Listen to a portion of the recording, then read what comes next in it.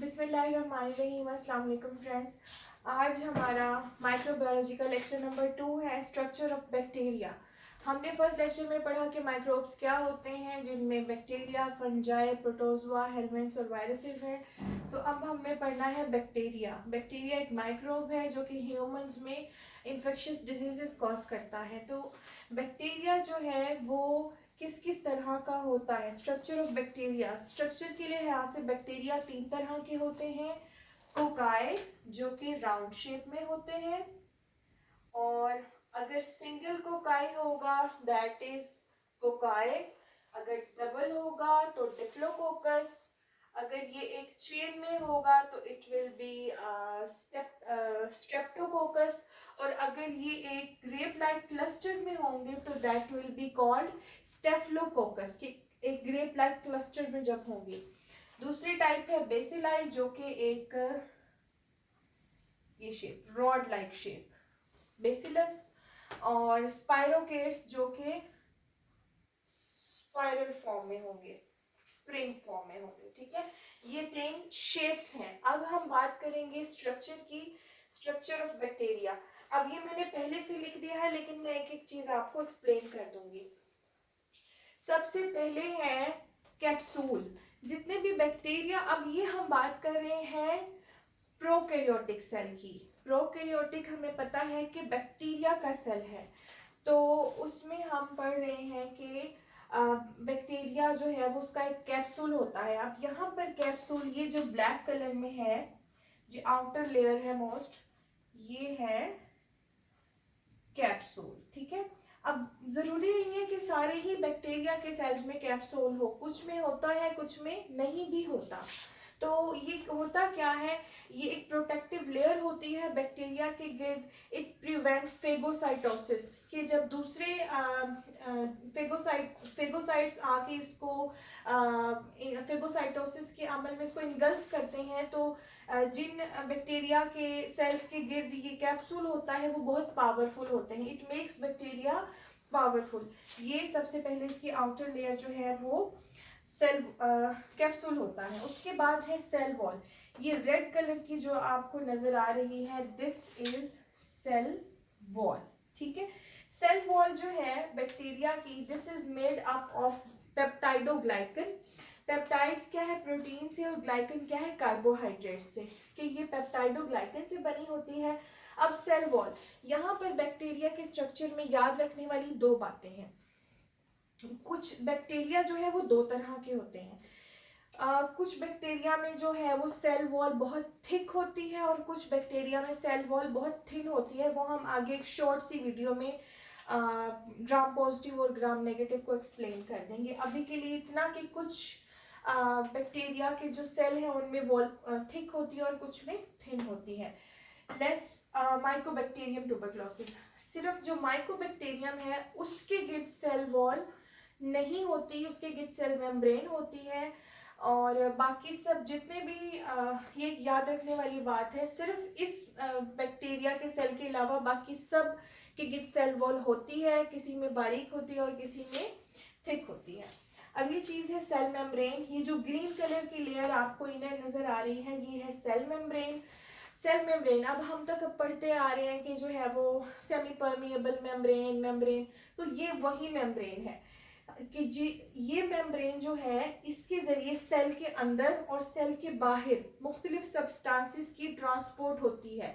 जैसा कि हमने वो इलेक्ट्रोलाइट्स के बारे में भी पढ़ा था। इसके अलावा बहुत सारे सब्सटेंसेस हैं जो सेल के अंदर और बाहर इसी सेमी परमिएबल मेम्ब्रेन से ही गुजर के बाहर और अंदर आते जाते हैं। ठीक है, और इसके अलावा जो सेल मेम्ब्रेन है, दिस इज ये सेक्रिएट करती है बहुत सारे एंजाइम्स को और बहुत सारे टॉक्सिन्स को, वो हम आगे जाके डिटेल्स में पढ़ेंगे। And this cell membrane is composed of phospholipids. ठीक है, मैं एक जनरल सा ओवरव्यू दे रही हूँ क्योंकि ये हम सब ने ऑलरेडी पढ़ा हुआ है, ताकि एक दोबारा से रिमाइंड हो जाए। उसके बाद है एक स्ट्रक्चर है मीजोजोम।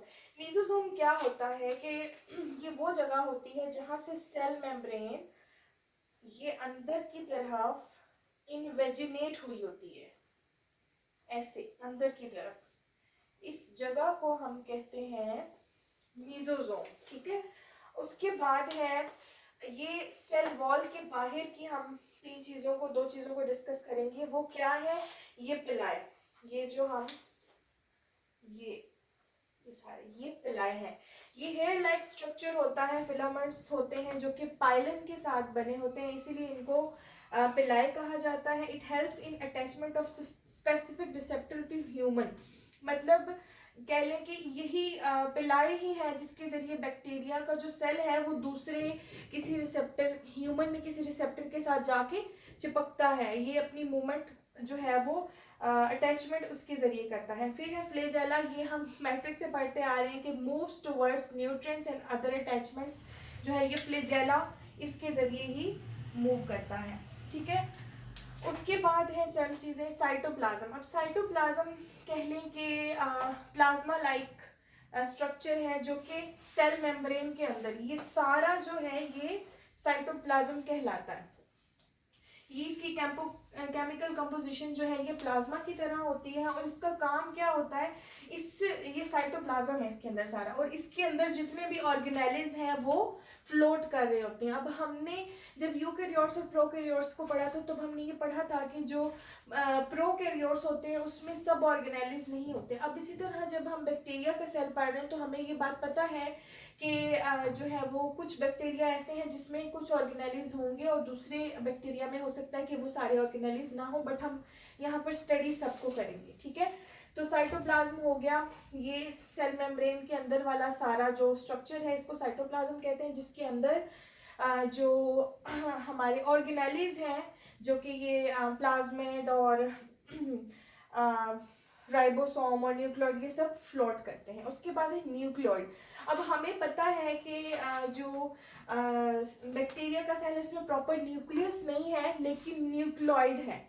न्यूक्लियोइड वो एरिया जहां पर ये डीएनए पाया जाता है, ये हिस्सा, इसको हम कहते हैं nucleoid area where DNA is located. Plasmid, अब प्लाज्मिड क्या है?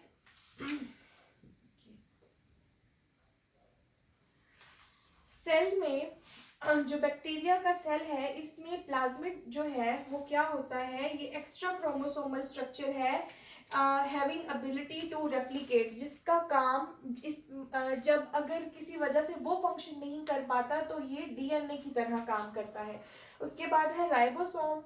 राइबोसोम्स क्या होते हैं? ये राइबोसोम्स हैं, जैसे हमने यूकेरियोट्स और प्रोकैरियोट्स में पढ़ा था कि साइज ऑफ राइबोसोम 80 एंड 70 हमने पढ़ा था।